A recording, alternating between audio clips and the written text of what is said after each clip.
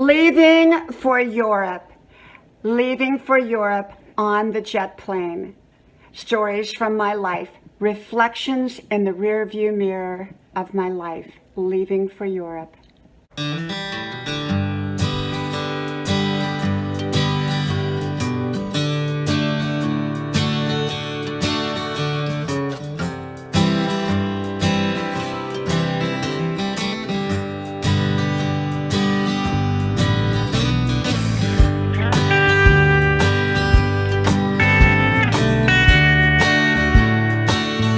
Moving to Europe. When we moved to Europe. Hello, y'all. I'm Dianna Brianne. Well, y'all know I've been starting to tell little stories, little snippets from my life, and they're not in chronological order. I wanted to come up for air, so to speak, from some of the heavier topics that I talk about. I don't give advice, suggestions, information, or recommendations. I just share with you my perspective on different topics. And yet I talk about all kinds of things. And recently it's been quite a few heavier topics. And so I wanted to come up for air in a lighter way. And so I thought, what better way than to tell stories from my life, okay? Well, this story is about when my husband and I moved to Europe. And I had never been to Europe, and I was so excited, but I really didn't want to leave at first because, well, my mother was here in the States, and I didn't want to leave my mom. She was, even though she was across country in California, and we were on the other side of the country, I didn't want to leave, because of that. And at the time, it wasn't cheap phone rates like it is today. Nowadays, you can get really inexpensive phone rates, but back then, it was very expensive to call. And so my mom and I, once we got there, we would fax letters back and forth. It would only cost us 1 minute of phone time to do that. So we would fax like 3 times a day and talk maybe just for 10 minutes 3 times a week, because we normally talked every day on the phone, even in the States at that time when it was like 25 cents a minute. So anyhow, my husband and I, we were moving to Europe. His career was taking us there. And then later I was to pick up with my jobs as well over there. And we were moving to Heidelberg the first go round, and then later Bavaria, and we traveled all over Europe and all of that. But that's kind of getting ahead of the story, and I can tell that in later videos if I choose to. And I've already told stories in other videos about Europe and living in Europe for about 5 years. So getting on the plane, we had been visiting in-laws, and on the way back I caught a cold. And when I caught that cold, I had a bad headache, terrible headache, but I didn't get sick until like right before we got ready to get on the plane. And it wasn't like a coughing cold. It was more like a head cold. You know how like you get the stuffy sinus. And we were already, I think, at the Charlotte airport.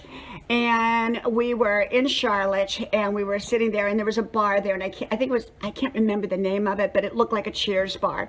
So we were sitting there waiting for our plane. I said, honey, I don't feel so good. I got a really bad headache. I did not know I had a cold at that time, which was a head cold, but I didn't know that until later. But oh my gosh, I had such a headache, a terrible headache. So when we got on the plane, I took a couple Tylenol. Instead of it putting me to sleep, I woke up. And so the whole time while everybody else is sleeping on that long plane flight, I'm wide awake and I'm miserable, absolutely miserable on that plane.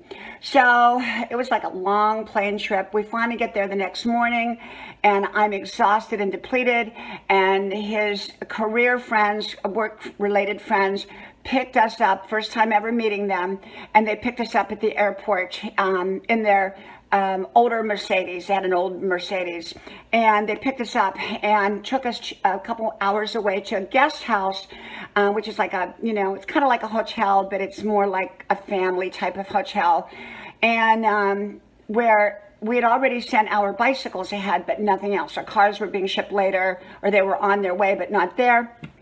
And so we just had our clothes and our bicycles. We got there, and I was so cold. It was like in April.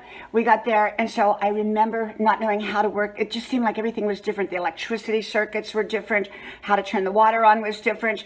And so I went and I did I took a hot bath for like a long period of time because I was so cold. I was so chilled at that point.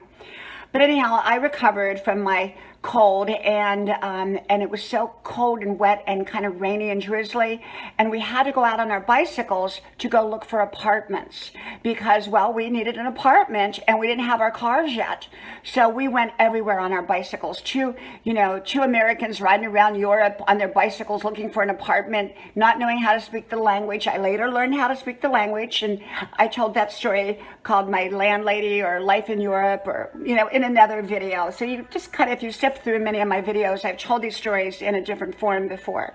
And so the neat thing about it is that we rode all around, and I remember we went to a bakery, which is a bakery, and since we couldn't speak the language, we would just point, and we just, innocently hand them the money and hope that they gave us the right change back.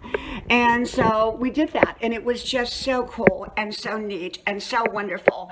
And the whole experience at Heidelberg, oh my gosh, we used to run up to the castle, up those steps, long steps, and run back down, for exercise. We did that, we ran, and there's Old Stadt, which is Old Town, which is below the castle. And we lived there for a couple years, and that was wonderful until we moved to Bavaria, which was wonderful and amazing in itself. And in the meantime, we're traveling all over Europe. We have a little black and white TV that only was in, European, and I would go on the bicycle to the market and take my basket with me because they don't give you paper bags and things like that. You put it in a basket, and I would buy fresh bread and, all of that. It was just magical. Our time in Europe was so absolutely magical. Traveling to each of the countries, which are stories in themselves. I told about the Italian bandits and how they tried to rob us in the back of a truck, or they were thinking about it, but they didn't get very far because I acted like a crazy woman. I've told that story. And so they kind of ran off, and they didn't bother us in the middle of the night when we were sleeping in the back of our truck, which we shouldn't have been, but we had gotten to Rome. We were in Rome down by the Colosseum very late at night, and ended up at the Vatican the next morning anyhow. So that was wonderful. And or the time the train caught fire on our way through the former Eastern Bloc country, and in the middle of nowhere, in the middle of winter, freezing cold winter, and I mean, it was just fun stories, magical times. And life in Europe was so amazing. It really, really was. We've had such blessed times.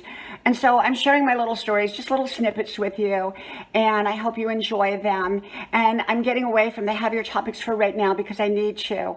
And I need to, kind of come up for air. And so I hope you're enjoying it as well. From my house to yours, may God bless you. And I hope to talk to you soon again. I hope you like, share, subscribe to all 5 of my channels. Links are pinned to the top of the comment section below. If you connect with me, I will likely connect with you as well. So from my house to yours, may God bless you.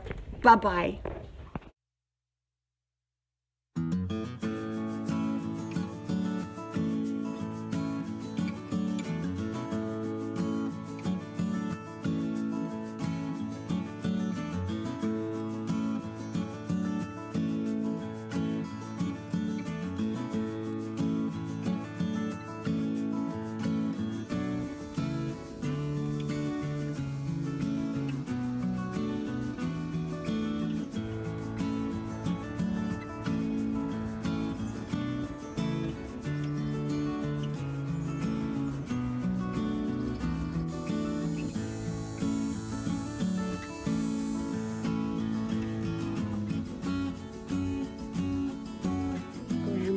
Porch, a place to relax.